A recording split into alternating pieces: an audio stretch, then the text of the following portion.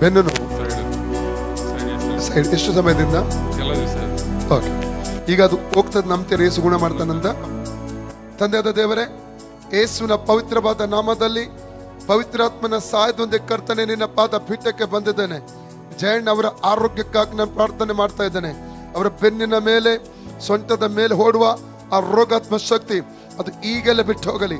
ಲೂಕ 19 ಆವುಗಳನ್ನು, ಚೇಳುಗಳನ್ನು, ವೈರ್ಯ ಸಮಸ್ತ ಬಲವನ್ನು ತುಳಿದಕ್ಕೆ ಅಧಿಕಾರ ಶಕ್ತಿಯನ್ನು ಯೇಸು ಕೊಟ್ಟಿದ್ದಾನೆ. ಆತನ ಯಾವುದನ್ನು ಕೇಡು ಮಾಡುವುದಿಲ್ಲ ಎಂಬುದಾಗಿ ಹೇಳಿದಿ. 1 ಪೇತ್ರ 24 ಯೇಸು ಕ್ರಿಸ್ತನ ಬಾಸುಂಡೆಗಳ ಮೂಲಕ ಜಯಣ್ಣಗೆ ಗುಣವಾಯಿತು. ಯೇಸು ಕ್ರಿಸ್ತನ ಬಾಸುಂಡೆಗಳ ಮೂಲಕ ಜಯಣ್ಣಗೆ ಗುಣವಾಯಿತು. ಈ ಕ್ಷಣದಿಂದ ಆ ನೋವು ಅಲ್ಲಿ ಇರಕೂಡದು, ಅದು ತಿರುಗಿ ಬರಕೂಡದು. ಫ್ರೀ ಆಗಲಿ ಯೇಸು ನಾಮದಲ್ಲಿ. ಇವರ ಶರೀರ ಪವಿತ್ರಾತ್ಮನ ಗರ್ಭಗುಡಿ ಆಗಿದೆ.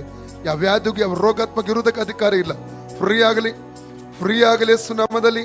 ಬೆನ್ನು ಫ್ರೀ ಆಗಲಿ, ಸೊಂಟ ಫ್ರೀ ಆಗಲಿ. In the name of Jesus ಬೆನ್ನು ಫ್ರೀ ಆಗಲಿ ಯೇಸುವಿನ ನಾಮದಲ್ಲಿ, ಯೇಸುವಿನ ನಾಮದಲ್ಲಿ, ಯೇಸುವಿನ ನಾಮದಲ್ಲಿ.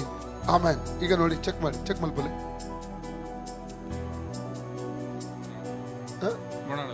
ಕೊಂಡ ಏರ್ಗೆತ್ತೀನಿ. ಅಲ್ಲಲ್ಲೋಯ್ಯ, ಗ್ಲೋರಿ.